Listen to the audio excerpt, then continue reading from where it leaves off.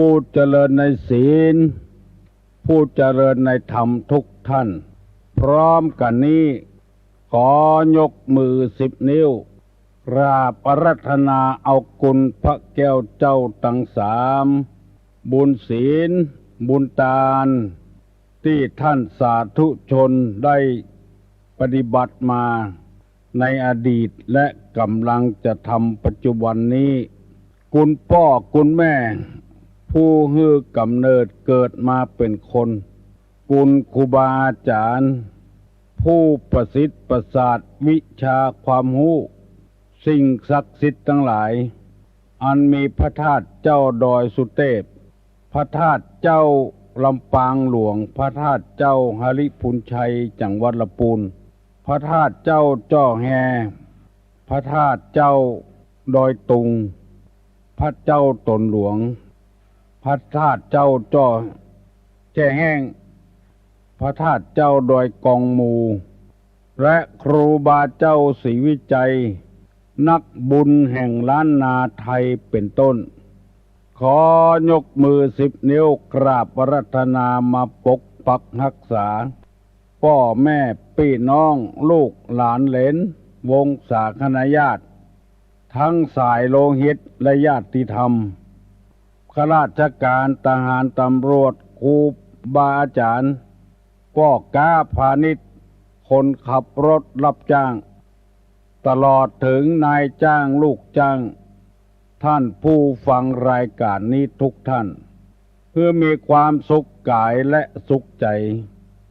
ตลอดถึงพระสงฆ์พระเจ้าผู้เจริญในศีลในธรรมเพื่อสบายกายสบายใจตลอดกาลนานก่อนที่จักได้ดำเนินรายการต่อไปนี้ขออาราธนาและเชิญชวนท่านผู้ฟังทั้งหลายได้ประนมมือขึ้นไหว้พระพุทธพระธรรมพระสงฆ์เพื่อให้เกิดความเป็นสิริมงคลคารโวจะนิวาโตบูชาจะปูชนียานังการคารวะก็ดีการบูชาสิ่งที่ควรบูชาเป็นมงคลนั้นประเสริฐว่าพร้อมกันเนออะระหังสัมมาสัมพุทโธภควาพุทธังภควันตังอภิวาเทมิกราบสวากขาโตภควตาธัมโมธัมมังนัมมัสสามิกราบ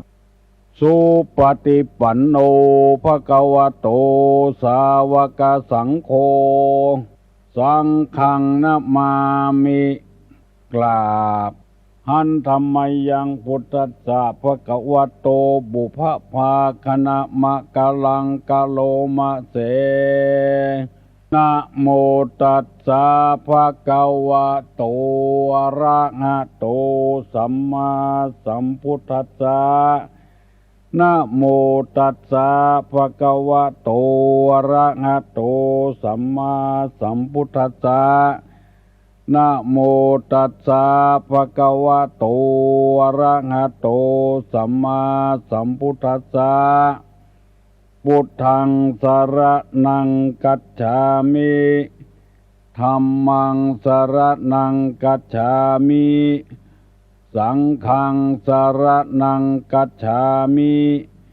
ตุติยัมปิพุทธังสรณังกัจฉามิตุติยัมปิธัมมังสรณังกัจฉามิตุติยัมปิสังฆังสรณังกัจฉามิต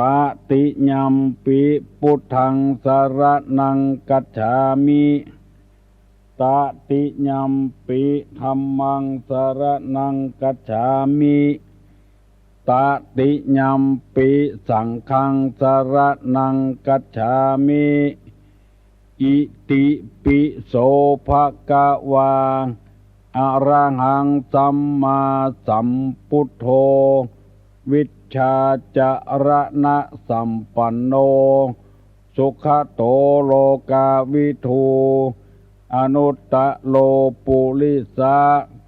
ธรรมสารถิสัทธาเทว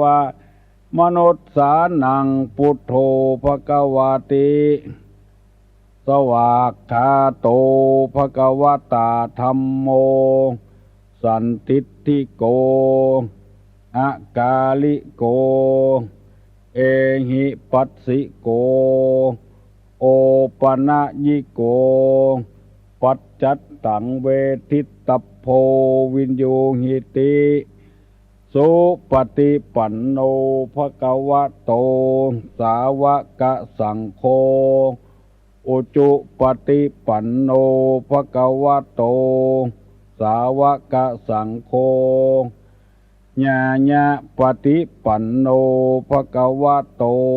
สาวกสังโฆสามิจิปฏิปันโนภควโตสาวกสังโฆญาติตังจัตตาลิปุริสายุคานิ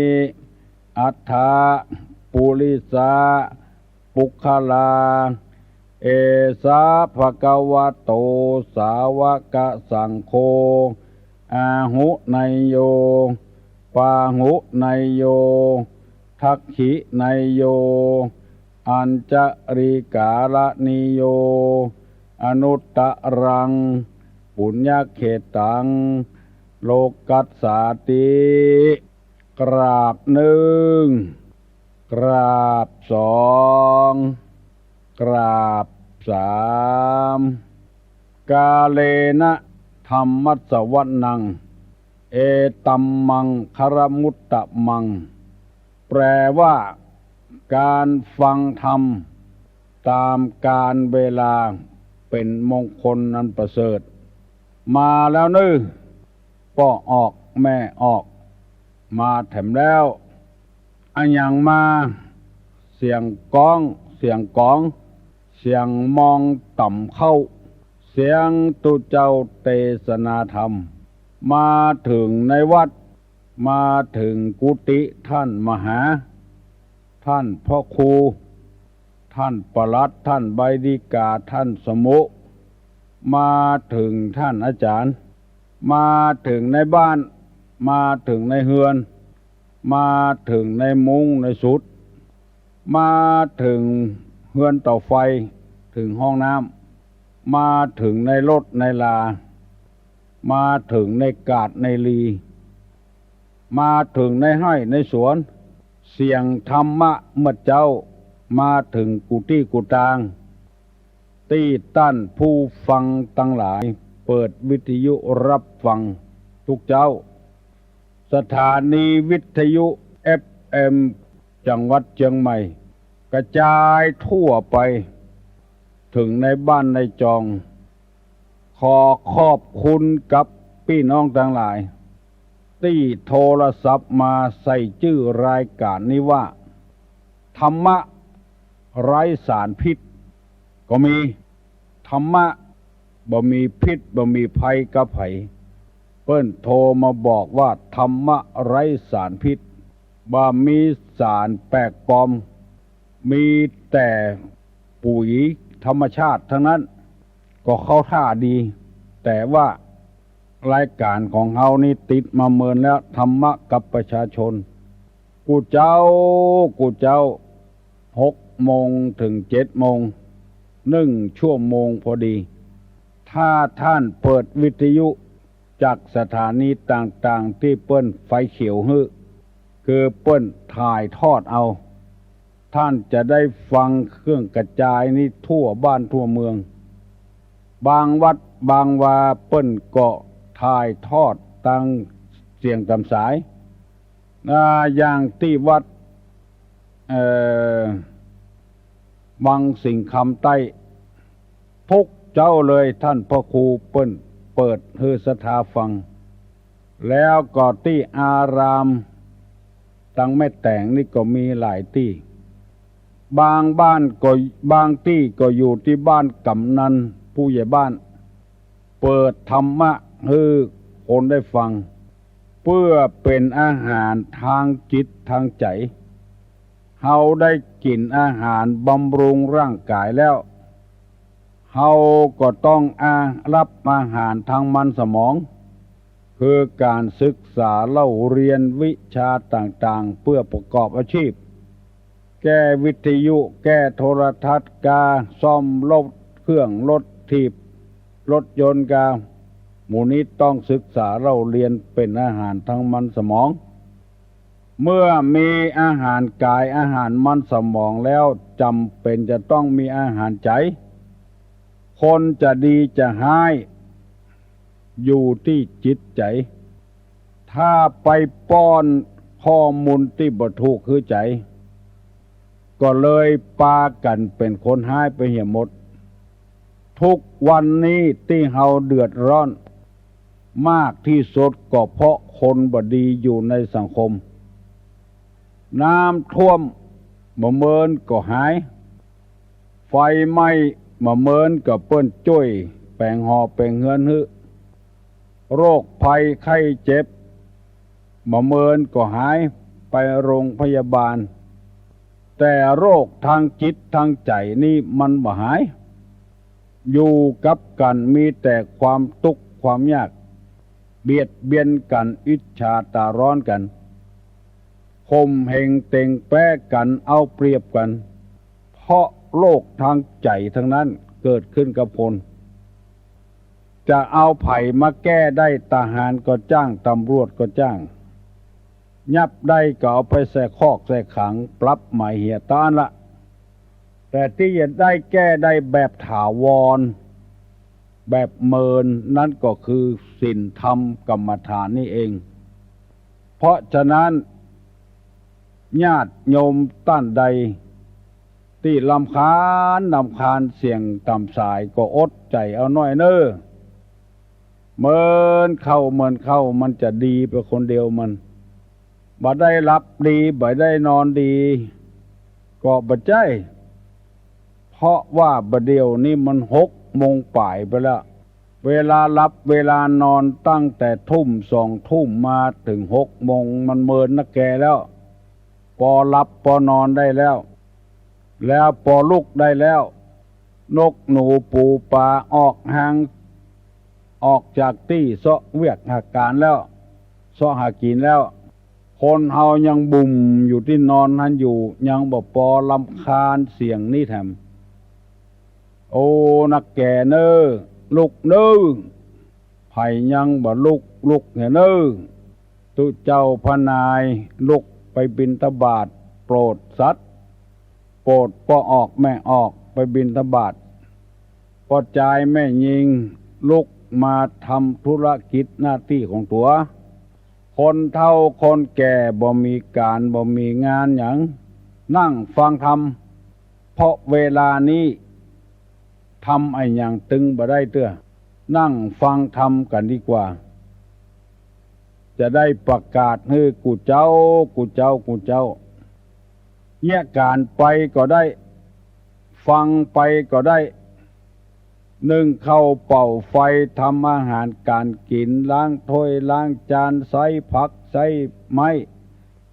ซักผ้าซักครัวไปตยฟังไปตยแล้วประโยชน์จะเกิดขึ้นกับท่านทั้งหลายอย่างมหาศาลถึงวันที่เฮาเรียกร้องนี้ก็คือเรียกร้องขอความเป็นธรรมเมื่อเฮาต้องการความเป็นธรรมแล้วเฮาก็ต้องฟังธรรมฟังจากไผสถานีไหนก็ได้สุดแล้วแต่ความชอบใจของเฮาบ่ได้บังคับบ่ได้บัญชากันหรือเฮาบ่ฟังเปลี่ยนไปสถานีอื่นฟังเพลงเหียฟังไอ้หยังก็ได้ที่มันมีสาระมีประโยชน์เฮาจะได้ป้อนข้อมูลที่ถูกต้องเข้ามันสมองเข้าในจิตในใจช่วยกันก่อร่างสร้างซึ่งคุณงามความดีมีความซื่อตรงซื่อสัตย์ต่อกันหลายคนบอกว่าไปบ้านนั้นบ้านนี้ไผก็อู้ถึงที่ตุลุงเอาธรรมมาเทศน์ตอนเจ้า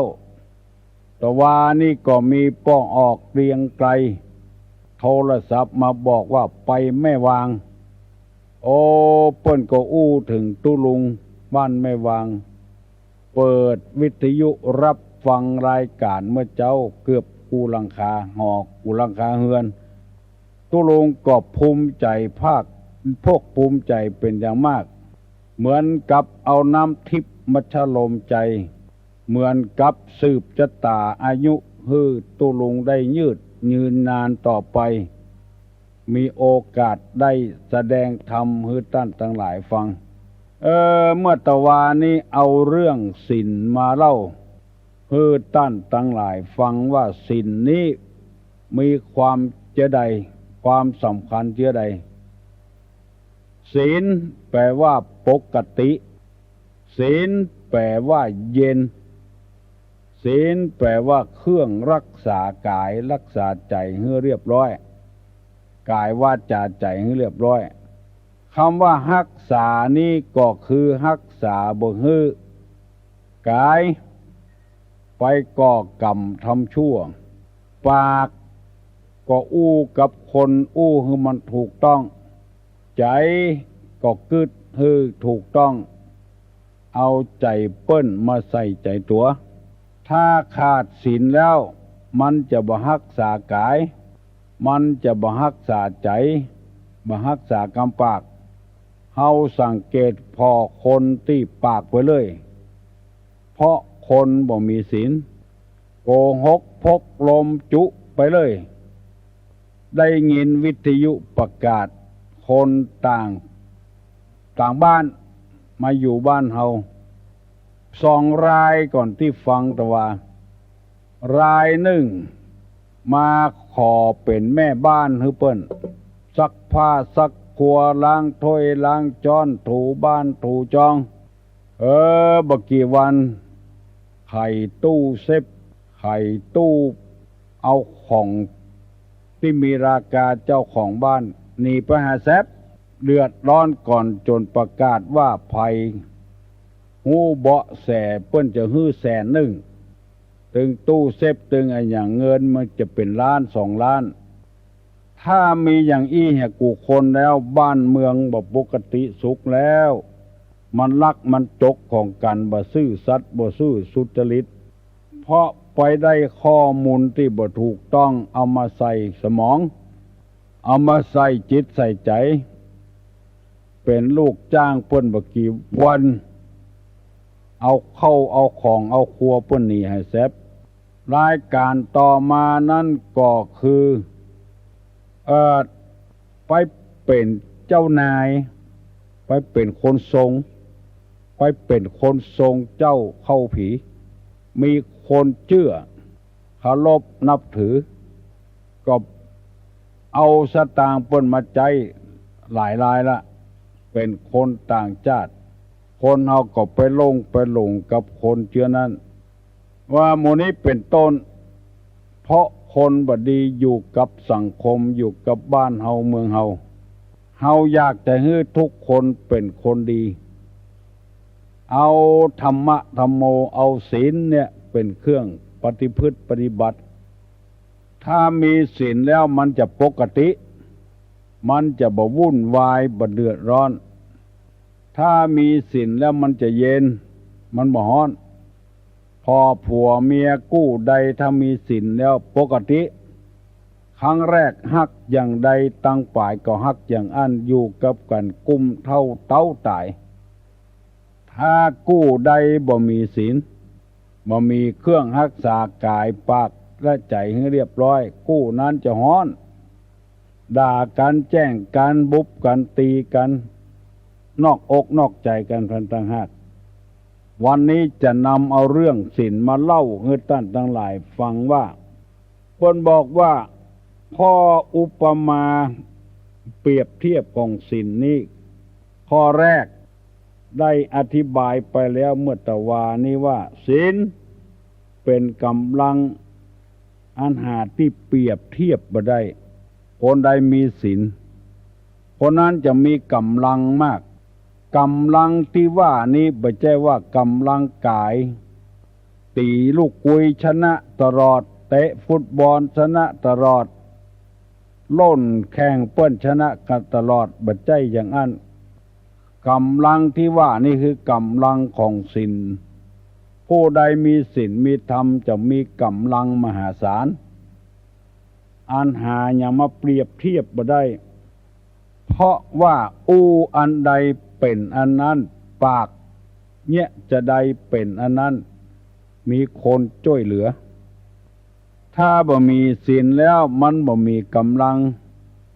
หลายแล้วก่อสร้างห้างแปลงอย่างขึ้นมาหาดไปหมดเพราะคนที่แนะนำเป็นคนนำนั้นบ่มีศีลได้สตางค์จากที่อื่นมาแทนที่จะเอามาก่อสร้างห้างแปลงเอาไปเนี่ยอย่างอื่นเนี่ยกระจายเงินไปเนี่ยอย่างอื่นเนี่ย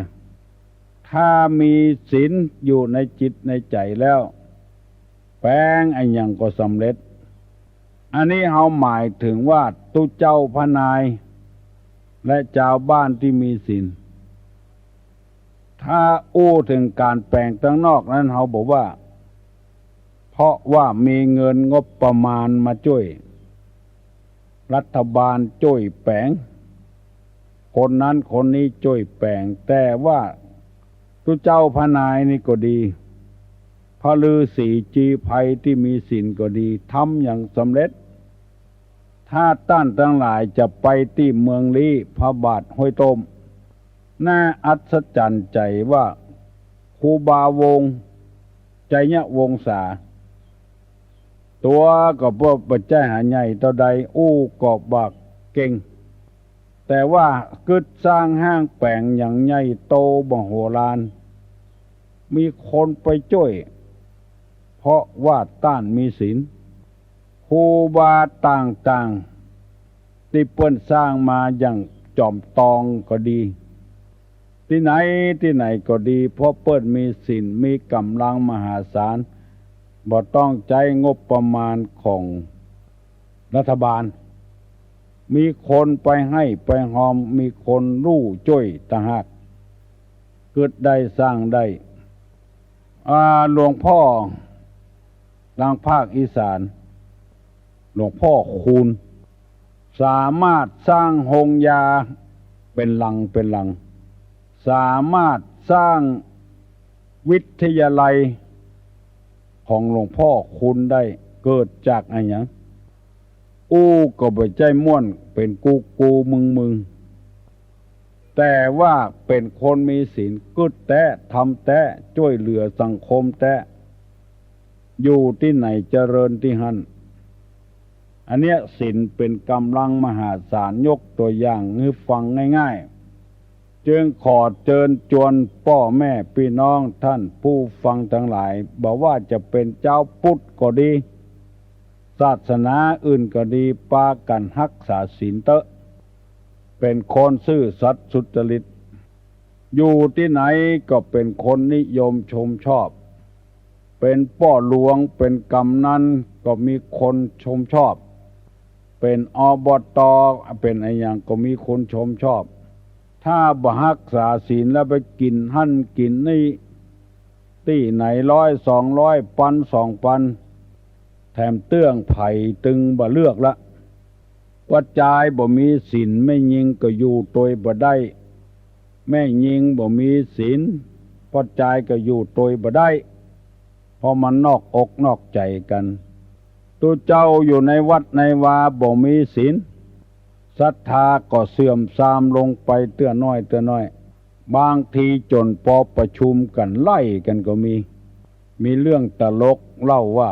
ตัวเจ้าบ่มีศีลอยู่วัดวันนั้นฝนตกวันค่ำเนี่ยอย่างก็ไปจ้างเนี่ยไปไล่จวนชาวบ้านฝนตกซินี่มาจ้างนี่อย่างเฮาปาก็ไปไล่ตัวเจ้าออกวัดบ่ ก็เพราะว่าขาดศีลนั่นเองอันนี้เป็นข้อหนึ่งที่ตุลุงนำมาเสนอเมื่อตะวาข้อที่สองศีลเป็นอาวุธสูงสุดเป็นอาวุธสูงสุดเป็นที่เข้าใจกันแล้วว่าอาวุธนี่คืออะไรอย่างอาวุธก็คือเครื่องฆ่าเป็นต้นว่าปืนกาลูกปืนกาหอกกาดาบกาของมีคมอันนี้เป็นอาวุธที่สูงสุด ถ้าคนใดมีศีลแล้วจะมีอาวุธป้องกันตัวภัยบ่สามารถที่จะมาทำร้ายได้คิดคดทรยศได้เพราะเปิ้นอยู่ตามปกติเปิ้นเย็นเปิ้นกายวาจาใจเปิ้นเรียบร้อยบ่มีอคติอย่างกับไผเพราะเปิ้นมีศีลจึงเป็นอาวุธร้ายสามารถฆ่าคนดีๆให้เป็นคนบดีไปได้เพราะคนดีๆมาใส่ร้ายป้ายสีเปิ้นท่านทั้งหลายถ้าได้ยินข่าวประวัติของครูบาเจ้าศรีวิจัยท่านทั้งหลายจะตกใจครูบาศรีวิจัยโดนใส่ร้ายป้ายสีสารพัดอย่างพระองค์พระครูบาเจ้าบ่หวั่นไหวบ่วิตกอย่างสักอย่างในที่สุดก็เป็นอาวุธร้ายบ่สามารถที่จะมาฆ่าตัวเก่าได้ทำมือคนดีๆนั่นเสียผู้เสียคนไปก็จัดนักเพราะเปิ้นมีศีลเปิ้นมีสัจจะเป็นอาวุธป้องกันตัวได้จะมีคนมาช่วยมาเหลืออาทิเช่นมีคนเล่าลือเปิ้นว่าครูบาเจ้านี่บัดเตียวแผ่นดินชาญไปชาญมาเปิ้นเอาไปสอบสวนว่าครูบาเจ้ามีแต่กะว่าครูบาบัดเตียวแผ่นดินเปิ้นก็ตอบว่าข้าเจ้าบ่ได้ว่าคนอื่นว่าเอาคนเดียวบ่มีลักบ่มีฐานอย่างห้องไผมาถามว่าครูบาว่าที่ไหนว่าบัดเตียวแผ่นดินบ่มีลักมีฐานสักอย่างอันเนี้ยเป็นอาวุธป้องกันตัวได้ครูบาเตียวหนทาง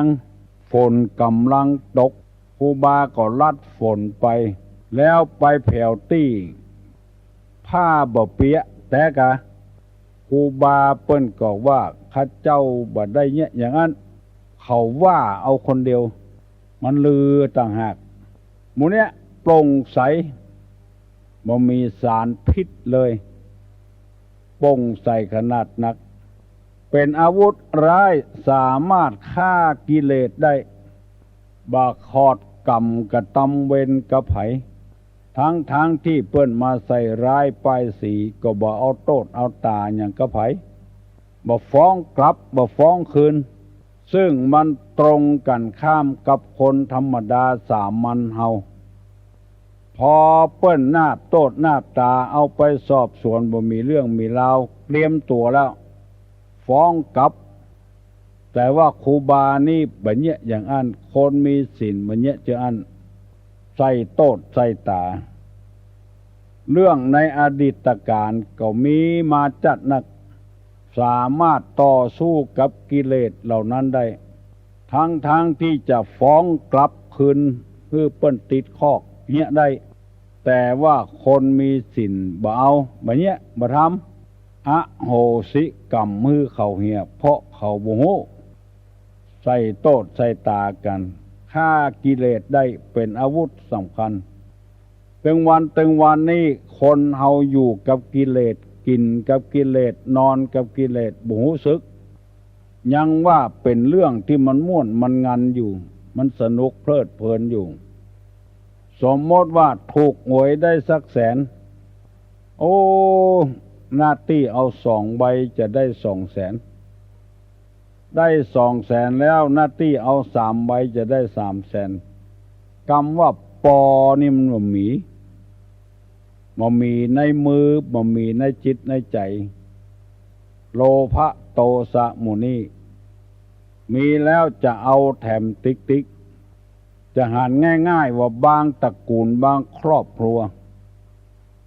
ลูกพ่อเดียวแม่เดียวกันพ่อแม่ตายทิ้งมรดกไว้แบ่งทรัพย์สมบัติมาเท่ากันคนที่มีกิเลสนักก็จะเอานักจะว่าหยังก็บ่ได้ปากบ่ได้กิเลสปอกอยู่หันติกเพราะปราศจากศีลแบ่งสรรปันส่วนบ่เท่ากันจะเอาอย่างเดียวอาวุธบ่มีแล้วบ่มีภัยปกป้องความชั่วของตนเองแล้วพ ภัยจะช่วยไปได้แล้วทั้งที่ของนั้นได้มาบัดใจโดยบาโดยแหงของตัวเองของพ่อของแม่ฮื้อบดายฮื้อฟรีเสี่ยงสตางค์ก็ไปโอนต่ออันก็ยังแบ่งบ่เท่ากันด้วยเพราะเหตุว่ากิเลสมันกุ้มลุมจิตใจนักของบดายจะเอานักเหลือเปิ้นฆ่ากิเลสตัวเองบ่ได้ฆ่าความโลภบ่ได้ฆ่าความอิจฉาตาร้อนบ่ได้คนที่เปิ้นมีศีลนี่เปิ้นฆ่าได้หมดฆ่ากิเลสเหล่านี้อภัยโทษบ่เอาโทษบ่เอาตาหยังคือกันแล้วเมินมาก็เป็นที่เกรงที่ขามที่กลัวของเจ้าบ้านเจ้าจองเพราะความดีการถือศีลนั่นเองถ้าไปแมนที่ไหนเอาที่หั่นแมนที่ไหนเอาที่หั่นบ่มีละภัยบ่ป้องกันตัวเองยังบ่พอใส่ร้ายป้ายสีตัวแถมในฐานะที่ตัวเป็นหัวหน้าคนเอานักเกินไปสัทธารูปองร้ายมากมายก่ายกองด้วยกันอันนี้เปิ้นฮ้องกันว่าศีลเป็นอาวุธที่สูงสุดป้องกันตัวทำลายล้างคนบดีฮื้อราบคาบลงได้เมื่อลุนมาก็กินแหน่งแข้งใจในอดีตการก็มีสมัยเมื่อพระพุทธเจ้ายังทรงต้วนเตียวในอกขวัฏสงสารหมู่มารทั้งหลายต่างๆเดียรถีต่างๆนอกศาสนาพุทธใส่ร้ายป้ายสีพระพุทธเจ้ากูยังจะเอาเกิดฆ่าก็มีเช่นพระเทวทัตจะเกิดฆ่าพระพุทธเจ้าเพราะพระพุทธเจ้ามีศีลเทวทัตบ่สามารถที่จะทำร้ายพระพุทธเจ้าได้กิ้งมหินอยู่บนดอยกิ้งมหินลงจะเอาทัพพระพุทธเจ้าไปบิณฑบาตก็บ่สามารถจะทำให้พระพุทธเจ้าหมดอายุสังขารได้มีอย่างอื่นมาห้องฮับไว้อภยาปัชชังสุขขังโลเกการไม่เบียดเบียนกันเป็นสุขในโลกเป็นสุขหมู่นอกศาสนาพุทธหมู่เดียรถีจ้างเฮนางจินจามนวิกานาบโตดว่านางจินจาเนี่ยเป็นนอนกับพระพุทธเจ้าที่วัดเจตวันเมื่อค่ำเข้าไปในวัดคือคนพอแจ้งเมื่อเจ้าแปลงผมสุหุยออกวัดมาคนถามว่าไปที่ไหนมาบอกว่าเรื่องของข้าคล้ายๆกับว่าไปนอนตอยพระพุทธเจ้ากูคืนพระพุทธเจ้ามีศีลวันหนึ่งพระพุทธเจ้ากำลังแสดงธรรมให้แก่เจ้าบ้านเจ้าจองอยู่เทศธรรมอยู่อย่างเขาฟังกันมาเดียวเนี่ยนางจินจามนวิกาเอาต้นไม้เขามัดที่ต้อง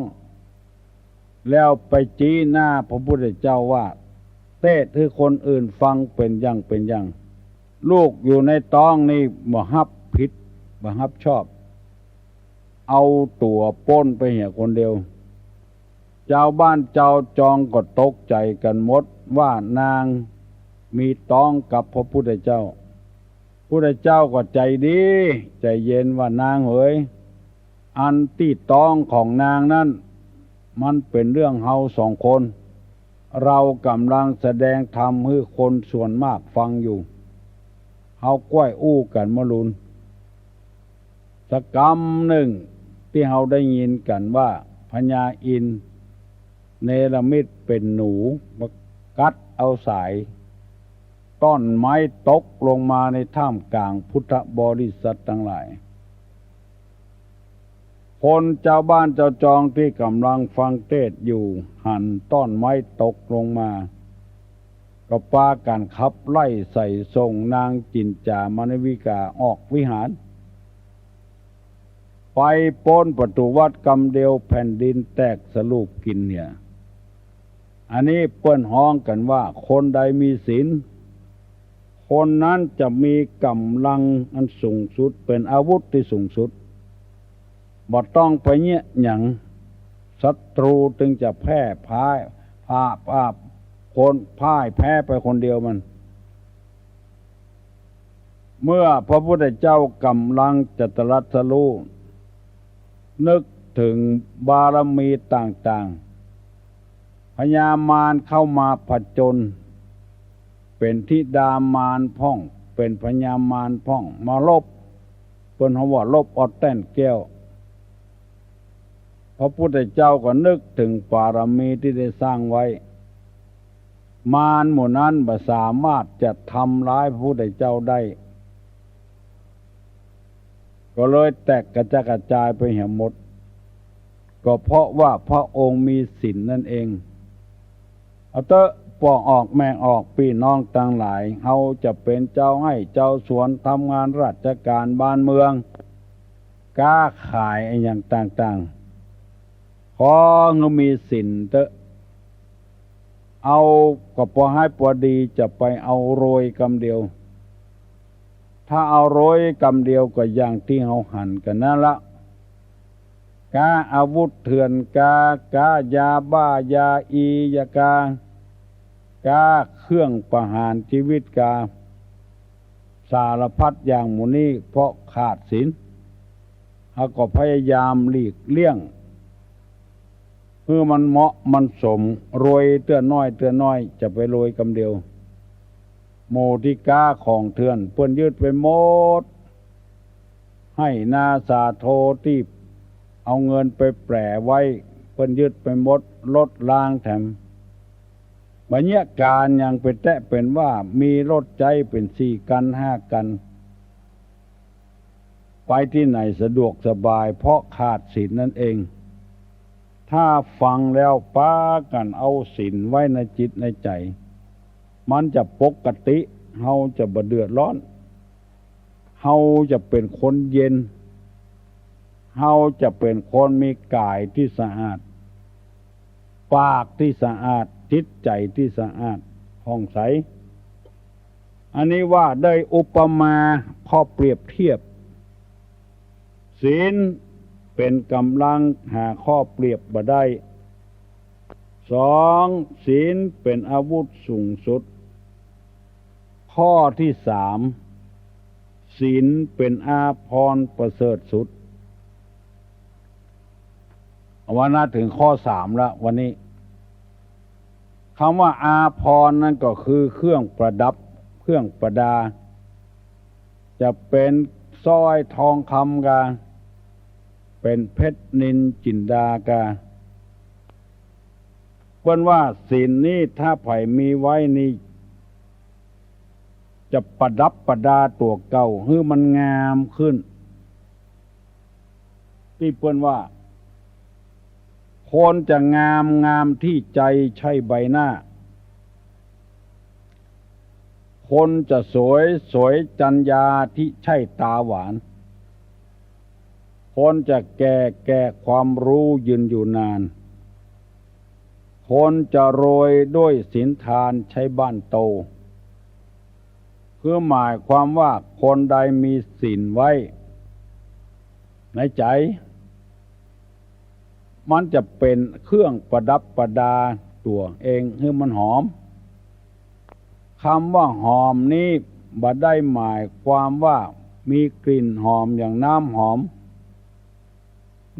มฝรั่งเศสกับน้ำหอมมันอย่างที่เปิ้นเอาใส่เนื้อใส่ตัวเวลาไปเนี่ยเวียกเนี่ยการเวลาอยู่กับคนมันมีกลิ่นหอมอันนั้นมันหอมชั่วครั้งชั่วคราวสร้อยเพชรพลอยเพชรนิลจินดาก็อย่างเดียวกันมันงามเมื่อเอาใส่เท่าออกเหี่ยมมันก็หายไปละยังมาปอเป็นโต้กับตัวเก่าแถมค่าตัวเก่าก็มีเนี่ยตัวเก่าเป็นเปี้ยเป็นก้อมเป็นโรคประสาทไปเหี่ยก็มี เพราะเครื่องประดับประดาต่างนอกมันหายไปเนี่ยฮือเดือดร้อนถึงตัวเองและคนอื่นจะหันง่ายๆว่าคนไทยไปเยี่ยการที่ประเทศซาอุดิอาระเบียเพิ่นไว้อกไว้ใจทีแรกก็เป็นคนมีศีลนั้นเข้าไปทำงานถึงในหัวในวังของเจ้าฟ้ามหากษัตริย์ไปหั่นเพชรหั่นพลอยเปิ้นไปลักเอาของเปิ้นเมื่อลูนมาเปิ้นยังโตยได้อยู่ตัวเองก็บ่ได้ใจ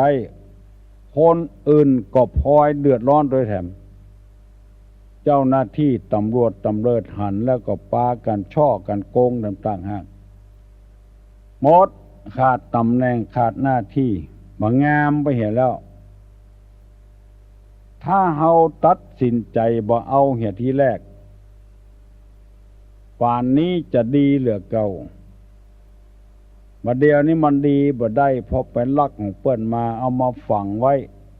ขายก็บ่ได้ขายเพราะมันราคามันแพงเพราะฉะนั้นพี่น้องทั้งหลายตัดสินใจ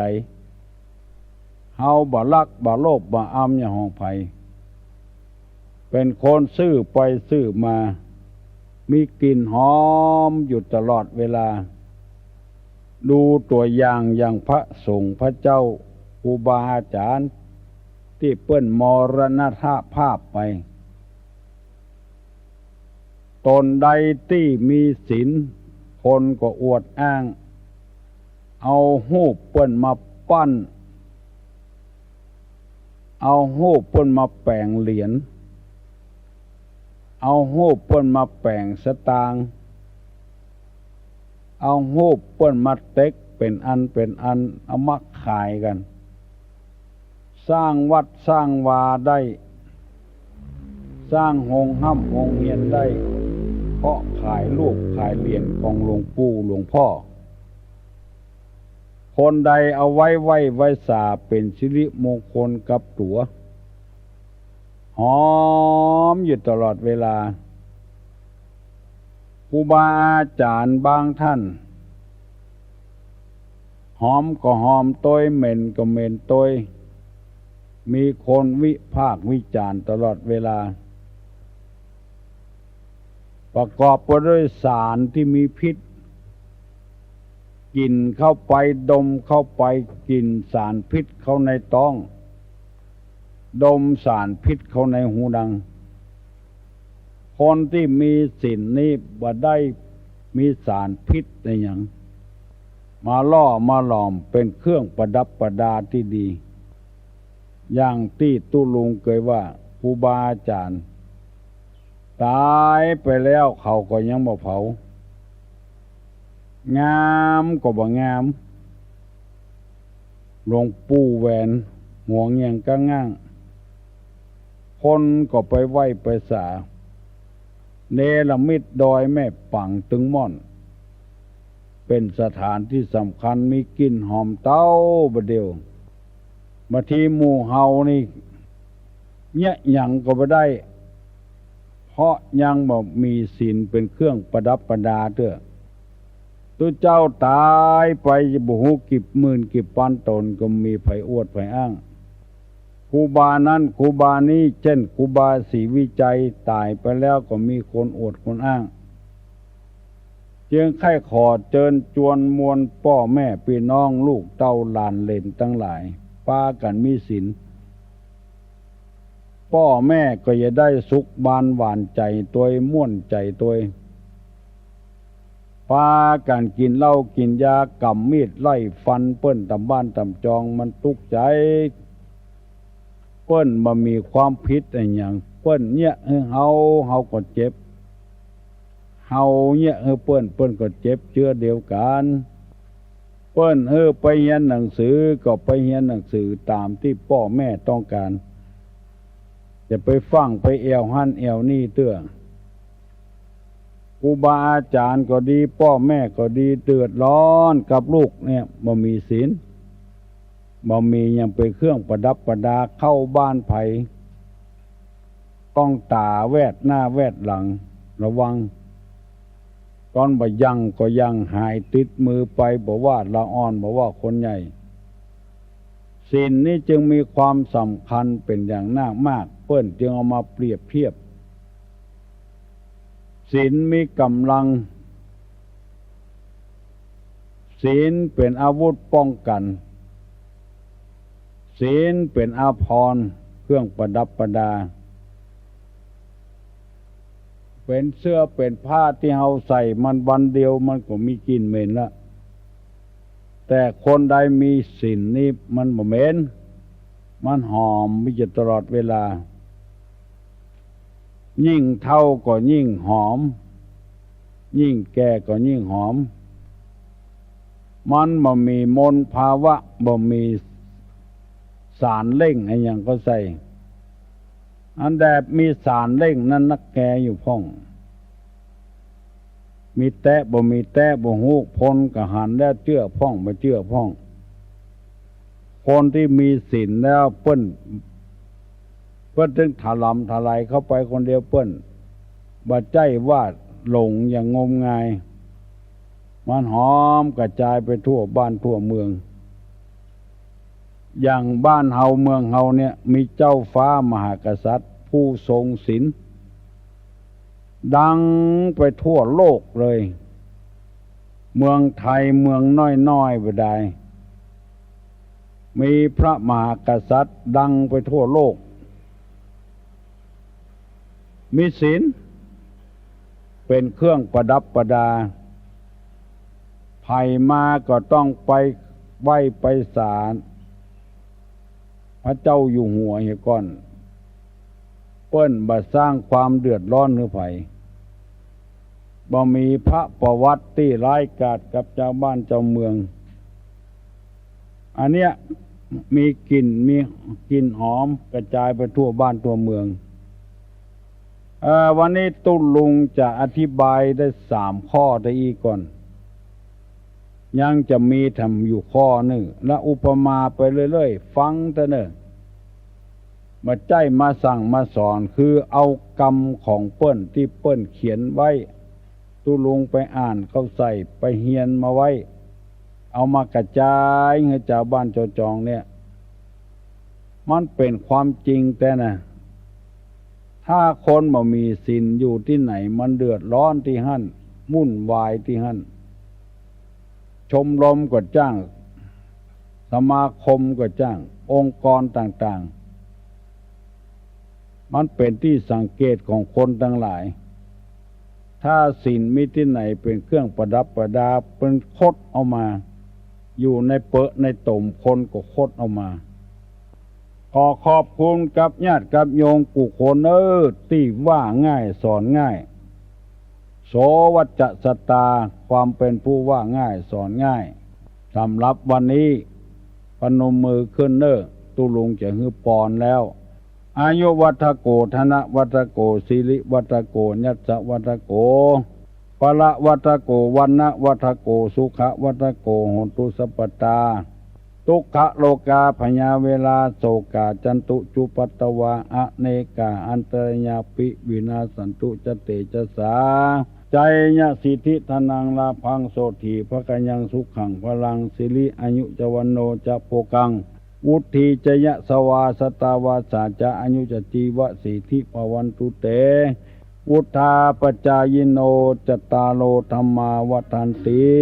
อายุวันโนสุขังพลัง